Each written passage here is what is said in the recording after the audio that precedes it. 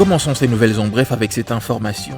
Le volume des exportations de la République démocratique du Congo devrait atteindre un montant global de 28,9 milliards de dollars américains au cours de l'année 2024. C'est ce que renseigne le document de la Banque centrale du Congo sur la situation économique en 2023 et les perspectives de 2024. D'après le document de la BCC, les cours des principaux produits intéressants de l'économie de la République démocratique du Congo vont connaître des légers replis par rapport à leur niveau de 2023. Les prévisions situent les exportations et les importations respectivement à 28,9 milliards de dollars et 28,5 milliards de dollars américains, indique ce document de la BCC. En cumul annuel, l'État congolais a mobilisé au 22 mars 2024 les recettes publiques de l'ordre de 5 157,7 milliards de francs congolais, soit 1,8 milliard de dollars américains, au taux de change de 2776 francs congolais pour 1 dollar américain. À la même période de l'année 2023, les recettes mobilisées par les services d'assiette du gouvernement congolais ont été évaluées à hauteur de 3 291,8 milliards de francs congolais.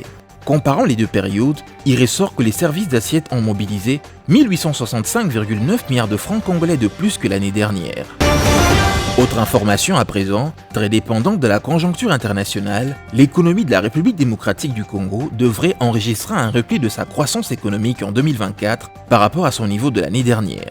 D'après les perspectives économiques de la Banque centrale du Congo, le niveau de la croissance économique attendu en 2024 est de 4,4% en raison du repli de la demande internationale du cuivre et du cobalt, ainsi que des effets restrictifs sur la demande intérieure du resserrement de la politique monétaire.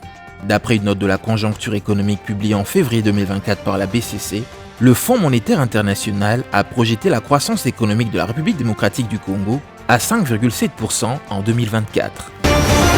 Prenons cette dernière information pour clôturer. La société Milvest a reçu le feu vert des services techniques et sécurité pour entamer les travaux de construction du nouvel aéroport international de Njili.